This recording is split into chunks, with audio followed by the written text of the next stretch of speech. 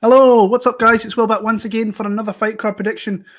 I'm here for UFC 264, Poirier versus McGregor 3. Really looking forward to this fight card this weekend. Looking forward to this fight.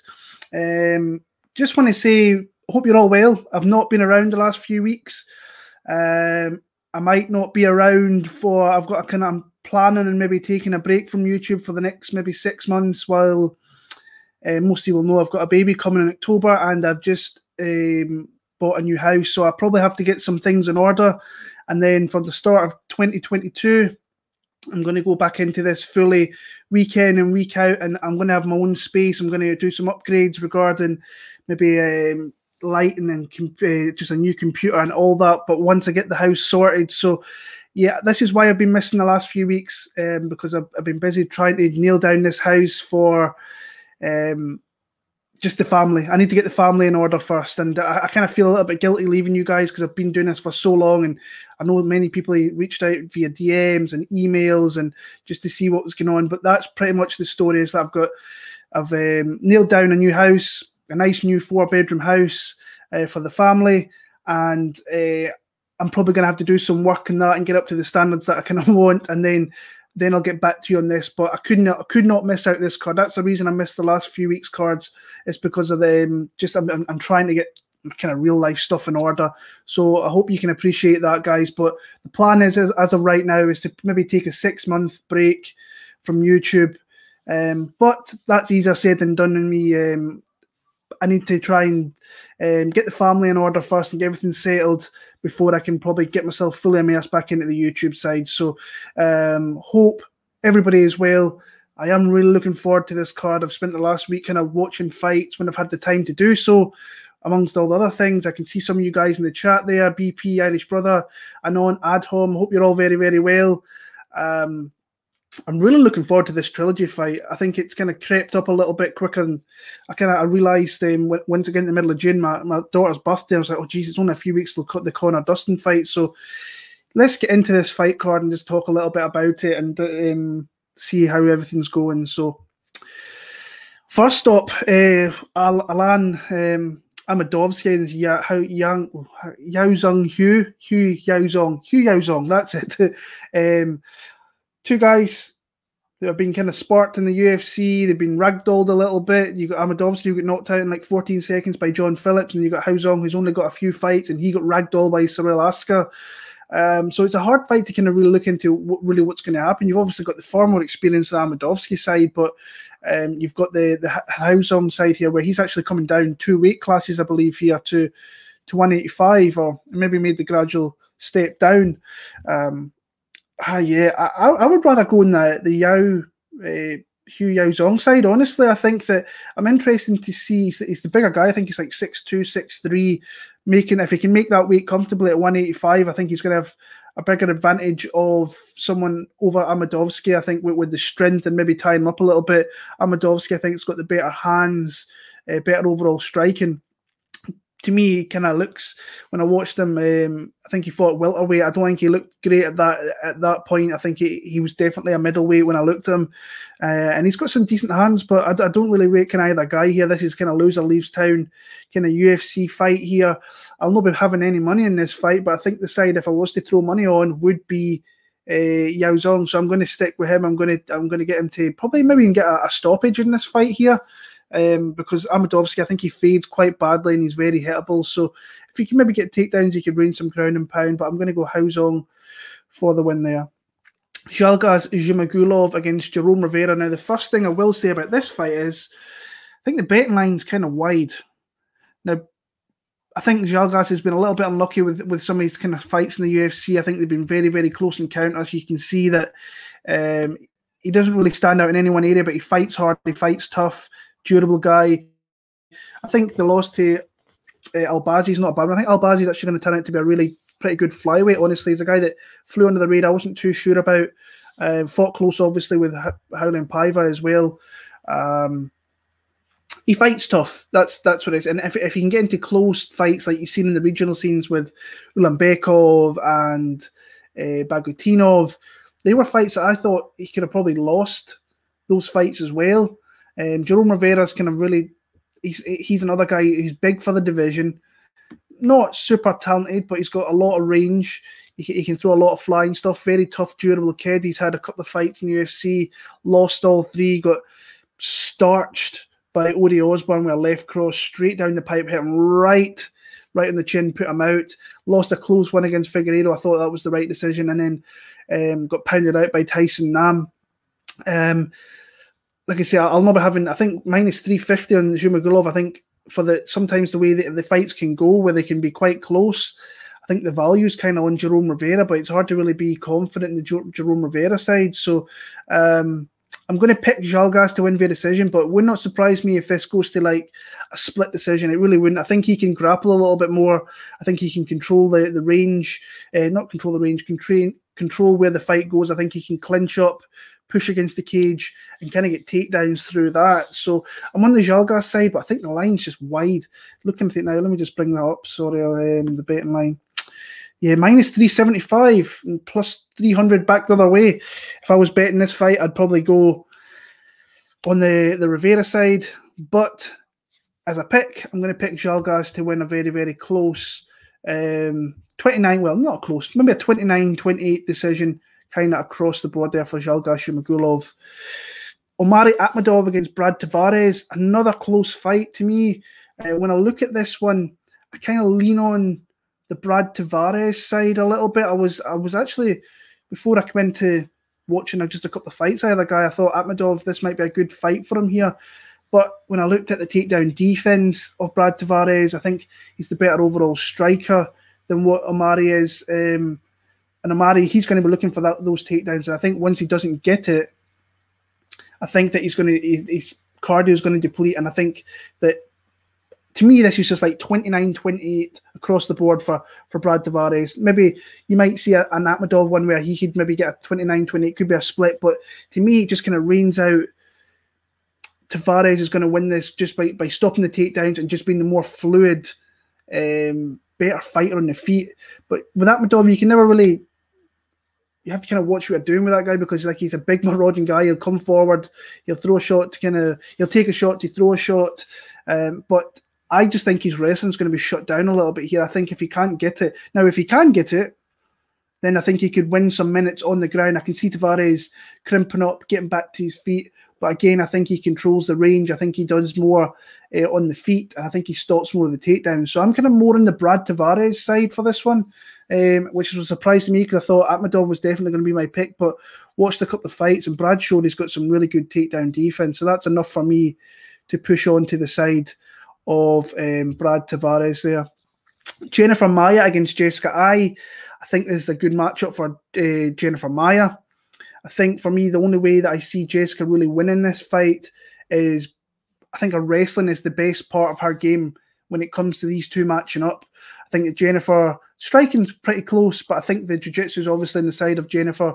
I think she can just be a little bit more, what's the word? I think that Jessica is going to be, I think she's going to play into the hands of Jennifer Maia a little bit. I think she's going to kind of rush forward, try to look for this takedown. I think she's going to get caught with some strikes. And from there, Jessica, I've just never particularly been high on. And maybe I've underestimated Jennifer Maia a little bit. I know I kind of did in the Jojo fight. I thought Jojo was a good spot there. Good spot, but also kind of bad spot, because I thought she shouldn't have taken the fight, because I thought she had the Valentina one pretty much ready and waiting, but she decided to take the fight, lost the fight. Shit happens. And Jessica is just one of those girls, like, I've already watched an interview where she's saying everyone's doubting me and everyone's writing me off, and just the usual spiel from Jessica, which she's talking to hype herself up and all that jazz. So for me, I just like Jennifer Maia. I think she's the more dangerous fighter on the feet. I think she's got the ground game that if Jessica gets down there, she could maybe put in some spots where she could get in some trouble. And I think that for me, if Jessica wins this fight, I think she's going to have to win it through her grappling and being heavy on top. And I just don't see her doing that for 15 minutes of this fight. So I'm on the Jennifer Maia side there. Dricus du Plessis against Trevin Giles is up next. And this is a good fight, actually. I've never been overly high in either guy, but I think that Trevin's really I think some of his fights have been really close, and he's kind of, I don't want to say he's been lucky because, I mean, it's just the way he fights. You can push him up a little bit. He can make the fights a little bit closer than he needs to. But the guy gets his wins. I mean, it wasn't the greatest display against James Krause. Krause came in there very, very short notice, really pushed him. Bevon Lewis, he's turned out to be a complete flake, has Bevon Lewis. Like, he had a bit of hype at one time, and that completely went sideways with Bevon Lewis. And then the Dolidze fight was, again, close. I think when I watched it live, I thought Dolidze had an opportunity there to really get the W in that one. And then when I watched it back, and I was like, and you have to remember, guys, I watch fights at like 3, 4, 5 o'clock in the morning, and your head's a little bit sideways and all that. But Dolidze got a takedown. Giles did it as well. The striking was close, and the judges just gave enough to Trevin Giles. I personally, at the time, I gave it to Dolidze, and I usually go with my first take in it, but I can see why you gave it to Trevin Giles on the second watch around. I like Plessis in this one, actually, and again, this is when I come into, I thought Trevin Giles might be the side here, but Plessis, I tried to fade him last time against Maluco Perez, and this guy's shown that he's very, very tough, and he's got big power. He's got that natural kind of staying power, the big South African, big kind of well-built guy, and you see him once he catches you with one shot, he can put you out. I think he can also take this fight to the ground, which is what I've seen in previous fights back in the UFC and so on. I actually kind of quite like the line at -120. I can probably see some love. I've just had a little glance over Twitter the last kind of couple of days, and I've seen some Trevin Giles love, and surprisingly, I kind of like Plessis in this spot, and I think, what is this line? Sorry, was it -120 when I last looked? Yeah, -120, -110, some spots. I mean, if you get a plus number in Plessis, I think I might be in on that myself, honestly. I actually think he could knock out Trevin Giles there, so... yeah, I like Dricus du Plessis to knock him out. I just think he's going to catch him with that shot. I can also see him winning by decision if he can push him against the cage, just pretty much move Giles back, which he can do. So, yeah, I'm going to go Dricus du Plessis. I think he knocks him out. I'm actually going to go second round knockout. So I'll just jump into the chat there. I can see BP's Akhmedovsky there. Irish Brothers got Tavares. Moy's audio. Hope you're well. Thank you very much for that, my man. Much appreciated. BP Predictor of the Year. BP's the man. I think BP should actually be jumping on here and making predictions. I think that's a thing that he would do really well on in here. But like I say, yeah. Talked about the main card yet? Not yet. I'm making my way there slowly but surely. So yeah, let's get back into this card and see where we're at. Where are we? Are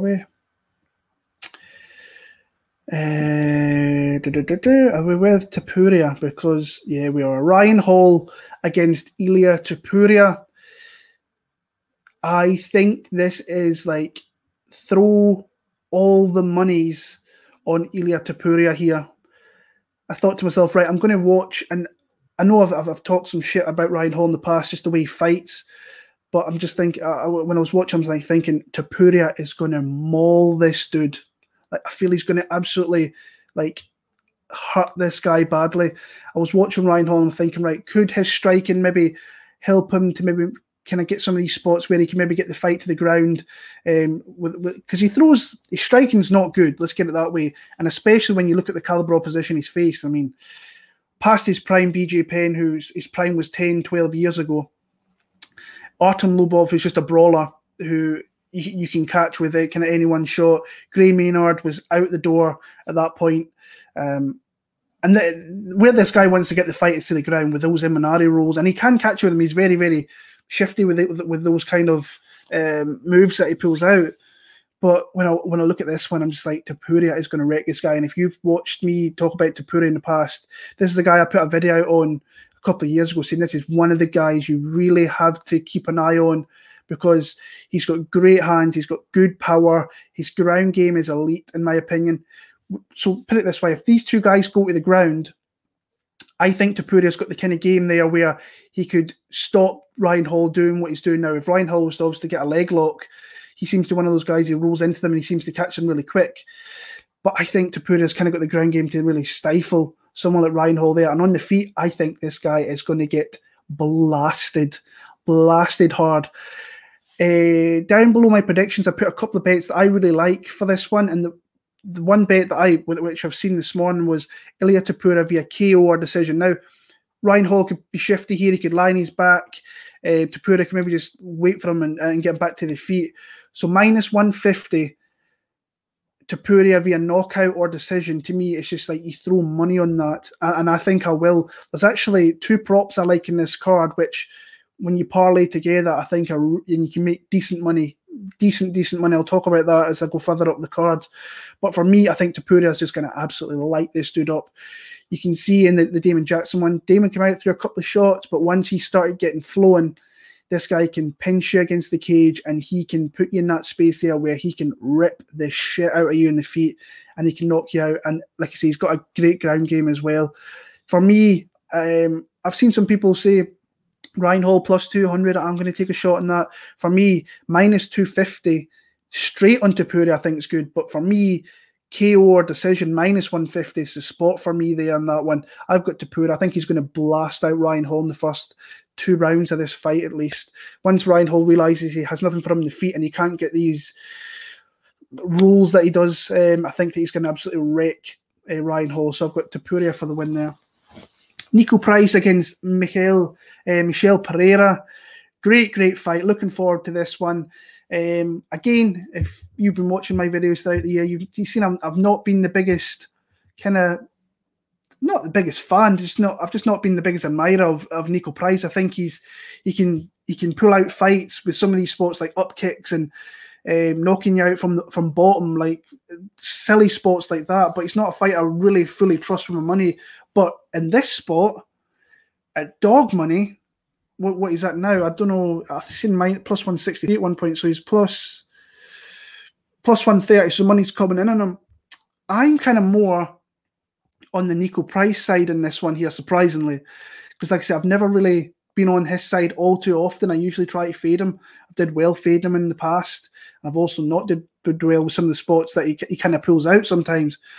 Pereira, we all know what he's about. He's the ultimate entertainer, but when he reins it in, I think he's a really solid fighter, actually. I think that he can fight smart.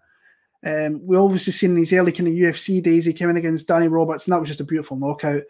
The Tristan Conley one was just fucking around too much, got caught, gassed badly when he started messing around too much, and then lost that one. Then the Diego Sanchez one was clear winning that fight. Decided to throw an illegal knee, and Diego kind of took a coward's way out and took his kind of extra paycheck and went home with it. The Madaev one, I kind of thought that in that one, that was going to be more of a kind of stand and bang type fight. And you've seen with Michel Pereira, I'm just bringing up something here, guys, that he was the better fighter on the feet. He was more technical. He was landing it well. He was using that jab all night long, and he just fought with the good skills that he has on the feet against someone like Akhmedov, who's got very low fight IQ and just wasn't a good fighter at all. That was an easy spot there for him. And then you seen in the Chaos Williams fight, I thought he fought a great fight because we know what Chaos is all about: big power, stands there, will trade with you a little bit and look to catch you. And Pereira did well with just mixing it up, getting takedowns. Now I think if I'm Pereira in this fight here, fight smart, try and take this fight to the ground and just mix it up again. But I've got a funny feeling that Niko Price is going to I think this fight's just going to be crazy, honestly. I think that both guys are going to be slanging and banging. And I just think that Niko's going to probably bring out this side, maybe more of the entertainer side of Pereira, which might ultimately kind of cost him the fight, in my opinion. And like Price is so awkward in his fights. Like he's super awkward. He can knock you out. He's got that big power. We've seen he kind of got outdone against Vicente Luque, the more technical, better fighter, kind of all over, in my opinion. But he landed his shots in that one. You will get that with Luque because he is a little bit defensively flawed. And like you say, he's got those low percentage outcomes against James Vick, Randy Brown, where he can bring out there. But if he can bring the fight out of you, I think he can knock you out. And I actually think he can knock out Michel Pereira in this one. So much to my surprise, I think Niko Price is going to be my pick here. I'm seeing some love for him. I don't hate on that, but if the money was to start getting down in Pereira and you knew he was going to fight like a good game plan here, then it wouldn't be a bad bet in my opinion. But I just think Niko Price is the side here, in my opinion. And like I said, I don't very rarely pick that dude, but I am going to pick him in this one here. Niko Price for the win. I think he knocks out Michel Pereira. Carlos Condit against Max Griffin is up next. Close fight, this one, and I actually lean Carlos Condit in this one. Again, this is one of these fights I went into. I was like, I quite like Max Griffin. And then I thought to myself, right, how's this fight going to play out a little bit? And I still think there's a little bit of life in the old dog of Carlos Condit yet. Max Griffin, to me, is a very, very solid kind of overall fighter who's kind of really, I thought, initially his first few fights, I thought this guy's going to be lucky if he stays around, but he kind of reminds me of, it's a bit of a weird kind of comparison, but Neil Magny, how they kind of grew into their kind of UFC careers a little bit, because with Neil Magny, I did not kind of see that happen. I did not expect him to really stick around as long. But when you look at, I mean, Niko Price, Max Griffin, he's kind of just did enough to really keep himself in the UFC, because he's had a couple of fights there where he's lost a couple, and he's managed to get the win. I mean, he had Imadaev there. That was a kind of bad blood there fight, but he fought really smart, got takedowns in that one. Then lost again, unanimous decision, lost a split decision to Alex Cowboy Oliveira, where he tried to use his takedowns against the stronger guy, kind of gassed himself out a little bit. And then he's really kind of come into his last few fights there with Brahimaj, who he really just lit up in the feet, was using more of his length in that one there, and then just busted that ear up, got that stoppage in the third. And then he got a beautiful knockout, can't take away from the kid, against against Song Kenan.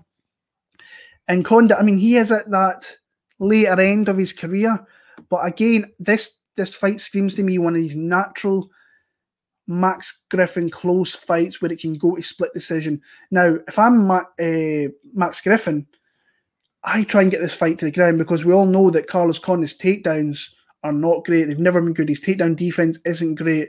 I think if he was to do that and fight with that, being the kind of game plan is on the feet, try and get your licks off, but then try and get yourself out in the clinch to get takedowns, get those double legs, single legs, whatever it may be, because you've seen Kayser taken down. Kayser's a good grappler.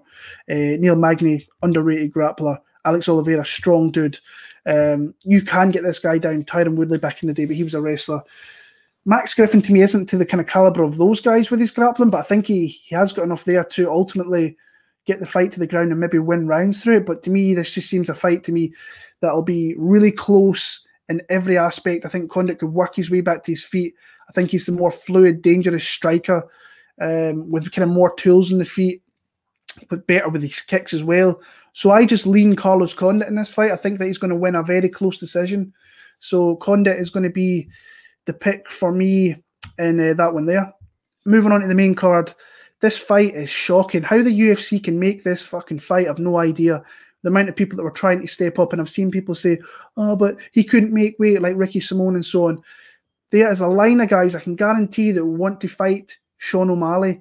This is clearly a Sean O'Malley pick, that he's went with one of the easiest guys that he could get when he could have got. He could have fought a catch weight, probably 140 with Ricky Simone. And that would have been a tougher fight for him. There is guys out there, rest assured, that were offered and wanted to step up, that Sean O'Malley said no to and went after this guy, a 9-4 guy who I think he's going to bingo him. I think he's going to catch him very, very early on. I think it's just a tailor-made fight for him here to really get another showcase knockout. This kid, to me, when I watched a couple of his fights, he'll probably want to just clinch up, because in open space, he's going to be a sitting duck for the speed and just the movement of Sean O'Malley. And not taking away from O'Malley, because the kid has some skills, but he should be taking bigger and better fights. And Kris Moutinho coming in here in short notice. There was guys there, I can guarantee there was UFC caliber guys ready to jump in there against Sean O'Malley, especially on a McGregor pay-per-view card. There was people there ready to jump on that card in for this fight. I was talking earlier on about the Topuria one and KO decision.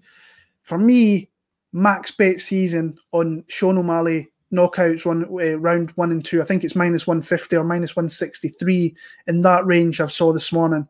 If you parlay both those up, I think you're getting +160, +170. That's a kind of parlay I'm looking at, and I know it's kind of dicey parlay and props, because you never know with the fight game what's going to happen.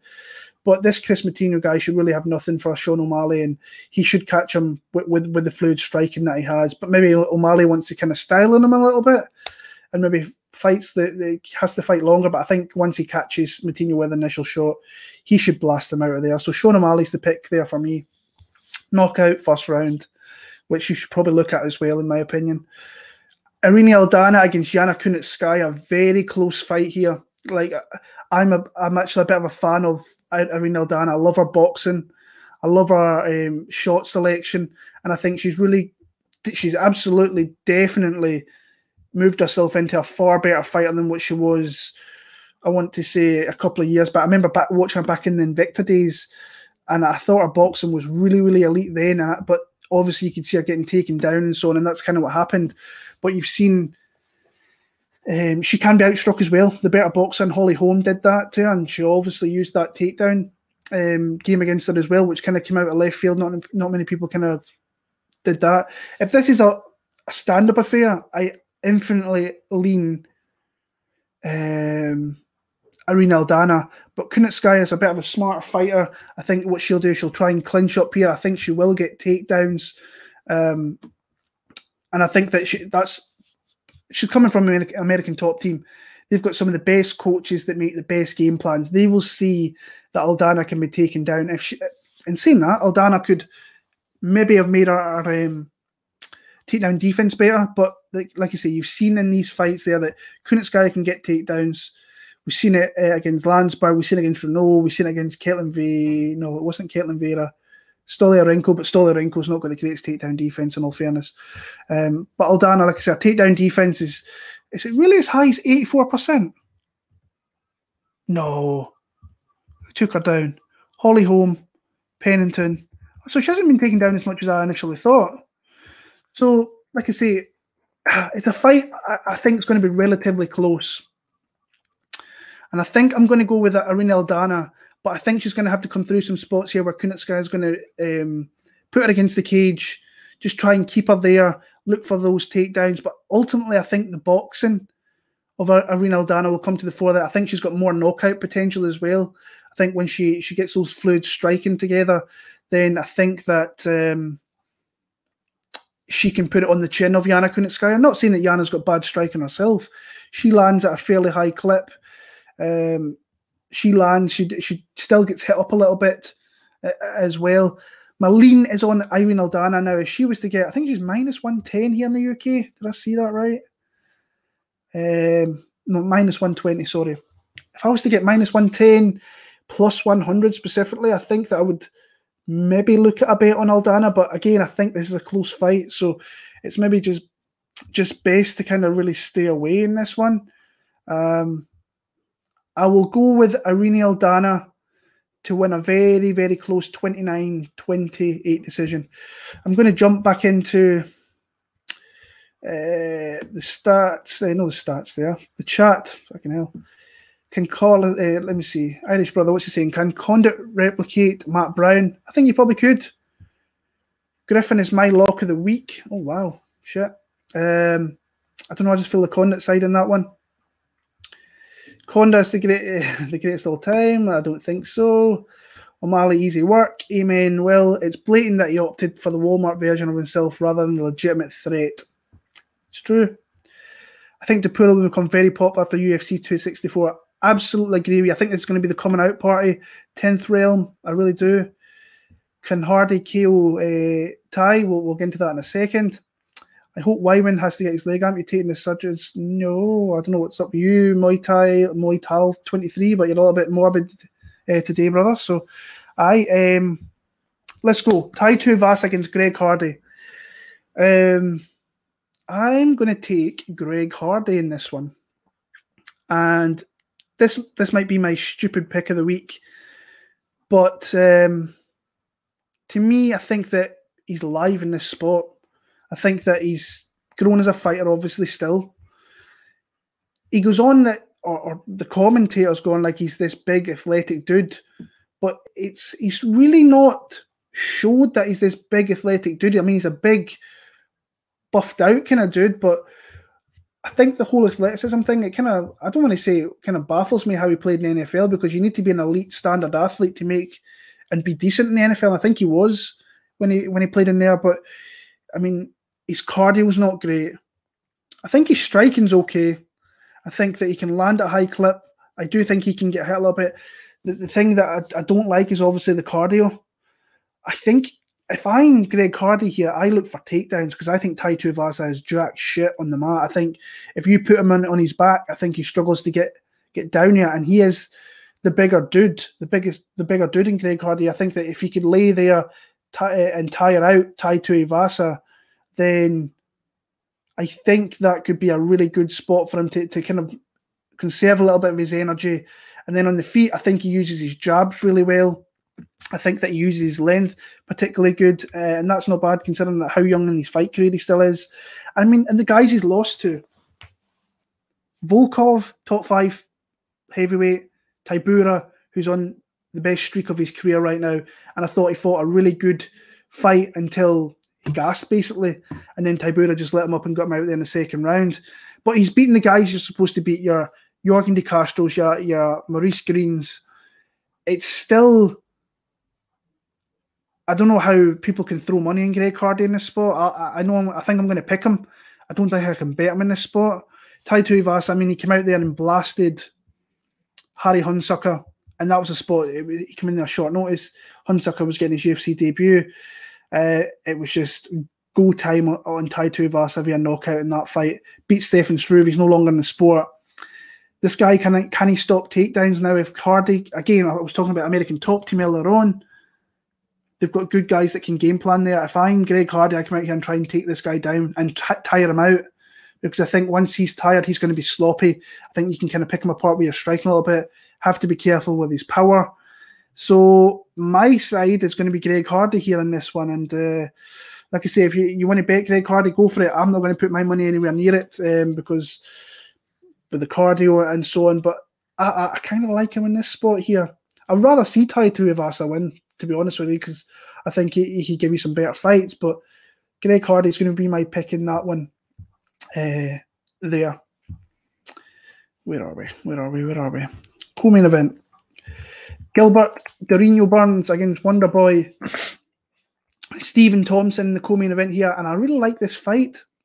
And I really, really like the line that Stephen Thompson was at before it got steamed. I think you can kind of tell where I'm going with this one here. Stephen Thompson's definitely going to be the pick for me in this fight. Betting line, -175. I think that's a little high, honestly. But I can kind of see why people are betting it up to an angle like that. To a line like that, I should say. When you look at Gilbert Burns and you watch the Usman fight, and now let's be brutally honest here, Usman is the top guy in that division, in my opinion, by far. I think Colby's obviously pretty close in, but Usman is the guy at 170. You've seen some of the angles that he threw with his hands and some of the strikes that he landed. I can see probably Thompson doing that with his kicking game, honestly, and obviously with his hands as well. I think he's going to use his hands well to really time it well for those kicks, and I think that he could catch Burns with a kick and knock him out. I think that Burns is. I don't want to say you can take this guy out, but I think when you look at his schedule of fights that he's fought, to get to where he got into the title fight, he never beat the kind of top guys in that division. Now when I'm saying that here, I mean he beat Woodley. He was declining. His head was out at Maia. He was the exact same. Can't take a shot. He's only got one way to win a fight. And then before that, it was like Gunnar Nelson. So I think he kind of have a little bit of an easy way to his title shot, and then he got kind of shown up in that fight against Kamaru Usman. Now he started off well, caught Kamaru with a nice shot, but eventually, just Usman bamboozled him with his jab. It was just that long rapier jab, and he hurt him badly in many spots. And I think Stephen Thompson can do that here. Now, what's the kind of eye opener on this one here for Dorino? If he can use takedowns, if he can get a takedown here, I think he can wreck Stephen Thompson with his ground and pound. I think he can wreck him with his jiu-jitsu, but it's just getting him there. And that stance and kind of light on the feet action from Stephen Wonderboy Thompson, I think it's just going to be a little bit too much. And I think once Gilbert probably gets a little bit disheartened. He's not landing his shots, then I think he could walk into something. And that's kind of where I'm going with this one. So I've got Stephen Wonderboy Thompson. I'm actually going to take him via knockout in this one. I think that, like I say, I think that Gilbert's going to get a little bit annoyed. He can't get his shots off. He's not being able to land something big. I still think he should go for takedowns. It'll be interesting to see if he does do that he could maybe take him out. I just think that's a good matchup for Thompson. But, I mean, Thompson's, 38 years old now, so he's not a young kid anymore. It's kind of now or never for him. Beat a couple of really good guys in Vicente Luque and Jeff Neal, and that one's there. And I can't believe I picked Jeff Neal against Wonderboy. Like I like picking Wonderboy in fights because he fights to a game plan. He fights to his skill set very well. But it wasn't a great performance by Jeff Neal in that one. It was just that step up, and he wasn't ready for it. And Thompson showed him about the kind of levels in this game. So I've got Wonderboy. I've got him via knockout in the third round. Actually, I think he's going to catch Durinho and put him out there. So. Main event of the night. Dustin the Diamond Poirier against the notorious Conor McGregor in the third fight here. One apiece, obviously. I think you can go back to 2014, 2015, whenever that first fight was. Conor McGregor down at featherweight, knocked him out inside a couple of minutes. Totally different Dustin Poirier. We go back to January this year, Abu Dhabi. Dustin Poirier knocks out Conor McGregor. And let's get a couple of things kind of out of the way with that. If you watch the first fight, McGregor was skull fucking Dustin Poirier. The fans were in his head from the get-go that week. Like, even before then, the fans were in his head online. And you can see Poirier, he fell for it. He learned from it, totally adjusted, made himself into the probably second best lightweight of all time. I think he's up there. I think you can't discredit anything he's done and the guys that he's beat. You look at the guys that he's beat: Conor, Max twice, Gaethje, Pettis. He's fought and he's beaten the best dudes. Fought the greatest all time, and Khabib Nurmagomedov gave himself a shot with that guillotine. Tried it, nearly got it from what Khabib was saying, but. Biggest fight of his life was his last one against Conor there. That was the fight week was a little bit weird because Conor was all lovey-dovey with Poirier. And when you're looking at McGregor's side, you have to wonder, I mean, he's did it all. He's got all the money that you could ever ask for with the businesses that he has. What is his love for kind of sticking around the fight game? I just think it is because he loves fighting. He can make money upon money doing other ventures, and he'll make money from fighting, obviously, but to really put himself out there and keep himself in the fight game when he really doesn't need to, because, like I say, he just must love the fight game. And I think that's from the few times that I've spoken to him, the people that know him a little bit better than I do, he loves the fight game. And I do think he comes off better when he loses a fight. And I think he'll be more motivated than ever for this one. I'm seeing people saying that Conor's in the best shape of his life. And I'm like, when is the dude ever out of shape? I'm like, why would you tweet something like that, you moron? Like, the guy's never out of shape, ever. Poirier moving up to 155 can obviously take better shots than what he could at 145. He's learned to kind of roll with the punches a little bit more. He's become a far more solid fighter at 155. And he's got, I think, tool for tool, he's got more tools in the belt than what Conor has. Conor's obviously got that knockout power, which, if you watch the second fight, I've seen people and people only really remember the finish. That's what's going to happen. Conor, I thought, was fighting a good fight before those leg kicks completely disabled him. Once he took 4 or 5 of those leg kicks, it was a done deal, and Conor had no clue what to do, and he couldn't plant his foot. He was blowing out his arse at the end of the first round there. And still came out in the second round and landed some good shots. But once, I think it was the leg kick that Poirier threw and he pointed at him, I want to say. Then, and he pointed at him and he knew he had him, and then he started to circle him off, and then he just started to unload on him. But before that, you saw that it was and the commentators didn't really notice it. It was a short, right hook was it a right hook? I think it was a short right that caught McGregor, and then he had to kind of readjust his leg. And then from there, he pushed him against the cage and just battered him, wheeled him until he got him out of there.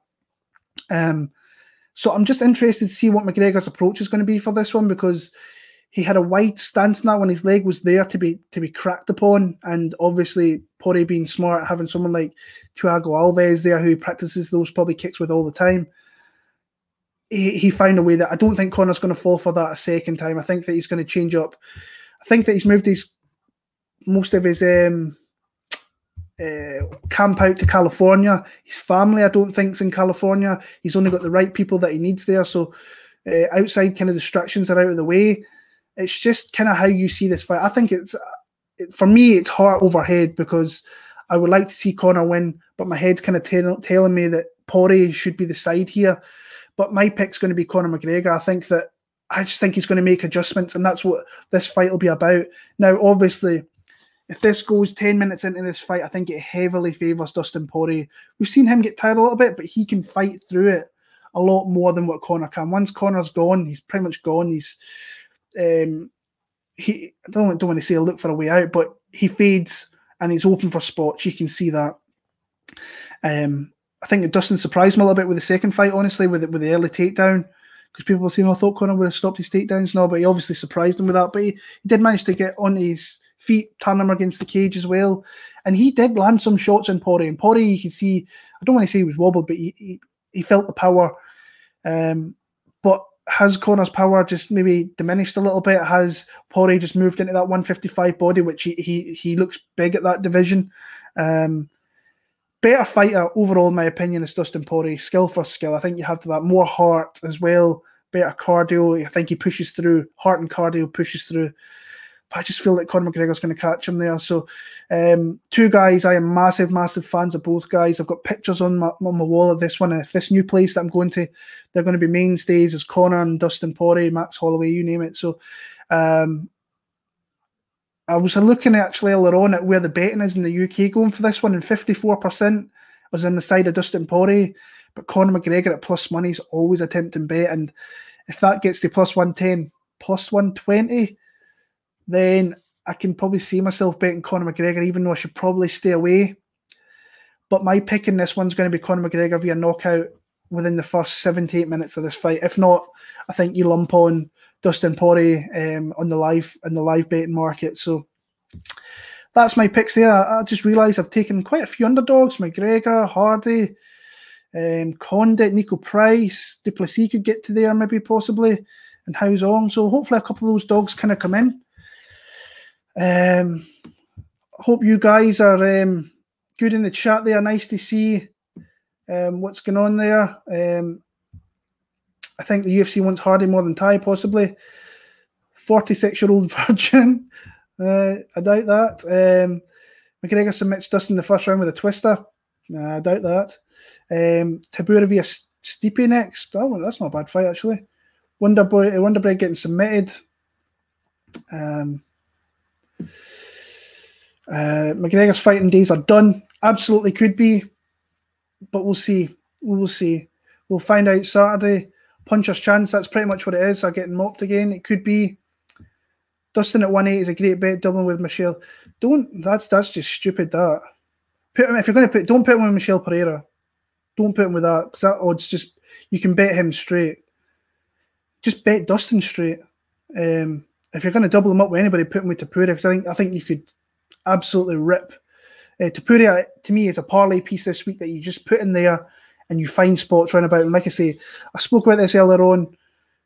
Look at Sean O'Malley, rounds 1 and 2, and Ilia Topuria, KO decision. You're getting like plus 170. That, to me, is you can throw a lot of money in that and make some decent money back. So, what's up, Hisham? Hope you're well. Thank you very much. Conor comes out in the karate stance. We will see. So, guys, if you missed it at the start of the video, I said that I'm probably going to take, this is not set in stone yet, but I think I'm going to take a 6-month break from YouTube and talking about fights for a little bit until my son comes in a few months. My wee man comes in a little month, and I'll get that, and then we're moving to a new house. So for me, I think I'm going to take a 6-month break, but keep an eye. I might show up now and again and do something, but the plan is for me to take a 6-month break and come back early 2022 and get my YouTube channel back in there, because I've been losing subscribers. I've just not been putting out the content. Real life has gotten in the way, and that's pretty much just the meat and kind of potatoes of it. I've got this family to look after first, and then the YouTube comes second after. So guys, I hope you can stick around for me. I'll be back next year. Like I say, I might show up and do some predictions if I get some time. All the very, very best. Enjoy the card when it comes around. Like I say, I hope to see you very, very soon. I'm just going to get this family sorted. All the very, very best. Take care and enjoy UFC 264 this upcoming weekend. Take care.